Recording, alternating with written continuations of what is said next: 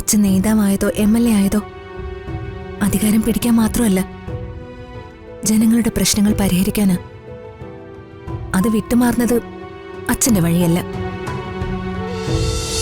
ഇന്ന് അച്ഛനെ കണി കണ്ടതോടെ ഇന്നത്തെ എന്റെ ദിവസം കട്ടപ്പോക.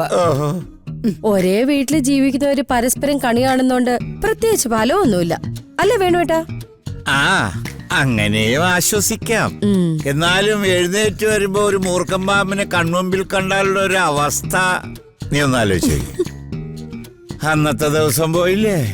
സത്യം പറയാലോ, ഇന്നത്തെ എന്റെ ദിവസം നാശകോശമായി. ഈ മൊശടനല്ലേ കണി.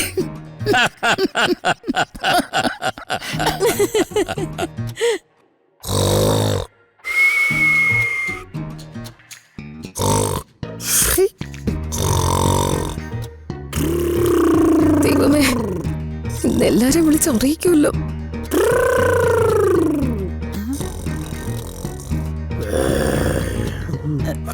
ഇവിടെ എവിടെയെങ്കിലും പന്നികളെ വളർത്തുന്നുണ്ട്? പന്നിയുടെ ഒരു മുരളില്.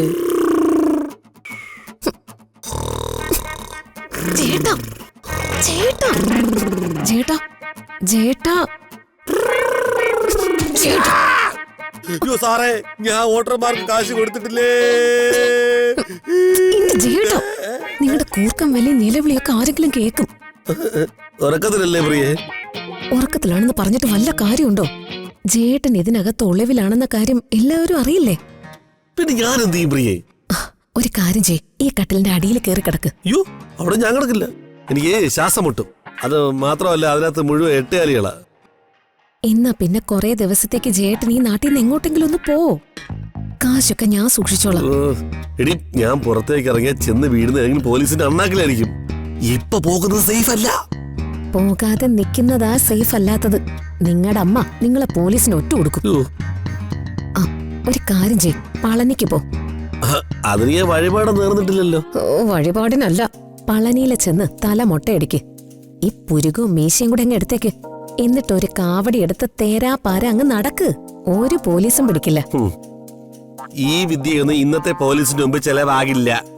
ഞാൻ പളനി ചെല്ലുമ്പം എന്നെ കാത്തവിടെ പോലീസ് ഉണ്ടാവും. എന്നാ പിന്നെ നിങ്ങൾ വല്ല ഹിമാലയത്തിലോട്ടും പോ. ഇത്ര കരുണയില്ലാതെ എന്നോട് ഇങ്ങനെ പെരുമാറല്ലേ പ്രിയേ? കാശിനോടുള്ള നിന്റെ ആർത്തി കൊണ്ടല്ലേ ഞാനിതെല്ലാം ചെയ്തത്. ഞാൻ ഈ ഇലക്ഷൻ കാലത്ത് വിഴുകിയ കാശെല്ലാം നിനക്ക് വേണ്ടിയല്ലേ? പതുക്കെ സംസാരിക്കേ. ഇതൊരു വീടാ, ആരെങ്കിലും ഒക്കെ കേക്കും, പ്രത്യേകിച്ച് നിങ്ങളുടെ തള്ള. ഒരു കാര്യം ചെയ്യും, നിങ്ങൾ ഈ കട്ടിലിന്റെ അടിയിലോട്ട് തന്നെ കേറും. അല്ലാതെ മറ്റു വഴിയൊന്നുമില്ല. പിന്നെ 8 കാലി 8 കാലിയും 10 കാലിയും ഒന്നും ഇവിടെ ഇല്ല. പിന്നെ വല്ല തേളെങ്ങാനും കൊത്തി അത് സൂക്ഷിക്കണം. അങ്ങോട്ട് കേറും, അങ്ങോട്ട് കേറും. ഇവിടെ കിടന്നോണം. കൂർക്കം വലിക്കരുതേ. കൂർക്കം വലിച്ച ശബ്ദം പുറത്ത് കേൾക്കാതിരിക്കാൻ വേണ്ടി ഈ തുണി വായിലോട്ട് തിരിയിക്കും. ഞാൻ ശ്വാസം മുട്ടി വാടിയായി പോവില്ലേ പ്രിയേ? നിങ്ങൾ അങ്ങനെ ഒന്നും ചാവത്തില്ല. ചത്താലും നല്ല അന്തസ്സായിട്ട് അന്ത്യകർമ്മങ്ങൾ ഞാൻ ചെയ്യിപ്പിച്ചോളാം.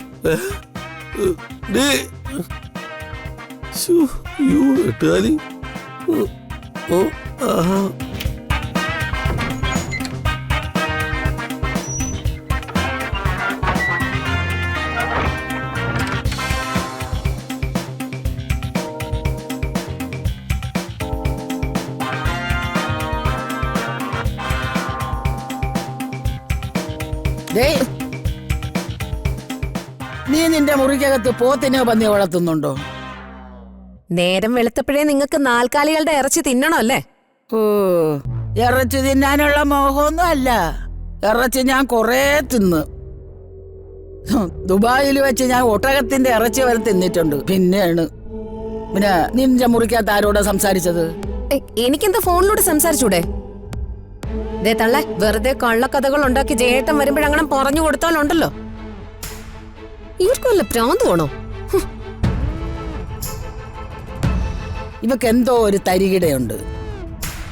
അതെന്താണെന്ന് കണ്ടുപിടിക്കണം.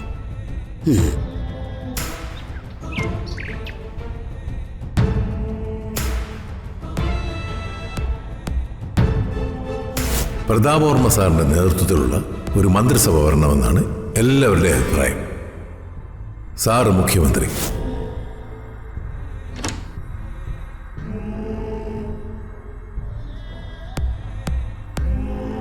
അച്ഛാ,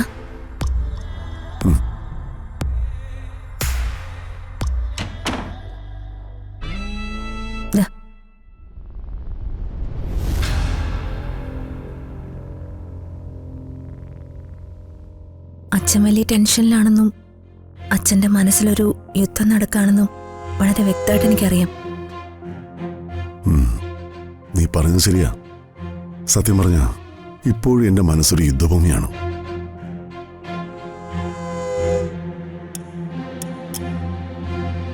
മോളെ, ഇലക്ഷൻ കഴിഞ്ഞ ജനവധി നമുക്ക് 100% അനുകൂലമായിട്ടും എനിക്ക് മാത്രം ടെൻഷൻ. ഞാൻ ഇനി അധികാരത്തിൽ വരണോ എന്ന് തന്നെയാണ് എന്റെ മനസ്സിൽ നടക്കുന്ന യുദ്ധം. ഇതെനിക്ക് തോന്നി.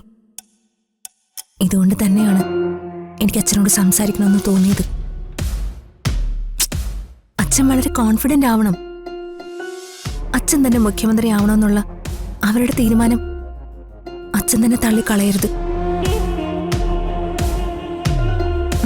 അച്ഛാ, അച്ഛൻ തന്നെ മുഖ്യമന്ത്രി ആവണമെന്നുള്ളത് ഞങ്ങളുടെ സ്വപ്നം മാത്രമല്ല, അത് അച്ഛനെ വിശ്വസിച്ച ലക്ഷോപലക്ഷം പേരുടെ പ്രതീക്ഷകളാ.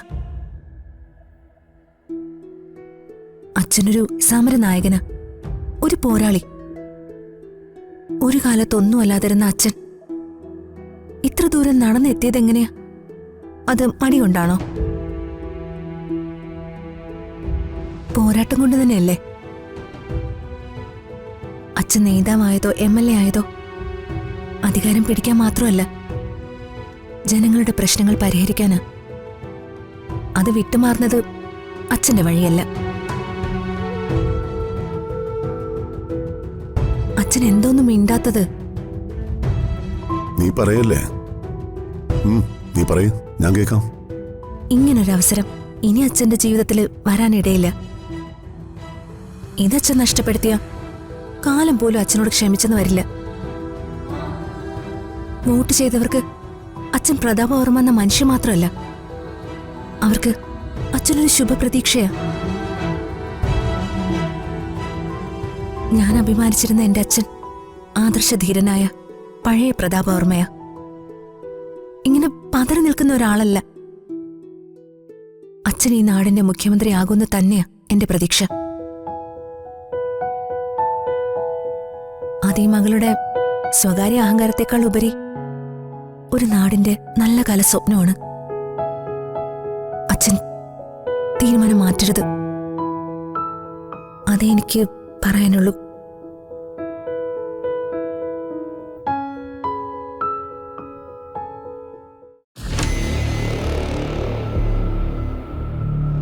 ആഹാ, അത് ശരി. ഒളിഞ്ഞു നോട്ടക്കാരി ഇവിടെ ഉണ്ടായിരുന്നല്ലേ? അതെ, ഞാൻ മനപ്പൂർവ്വം ഇവിടെ കാത്തു നിന്നതാടി. നിന്റെ പുതിയ ഗീതോപദേശം ഞാൻ കേട്ടു. ഗീതോപദേശം ഒന്നേ ഉള്ളൂ.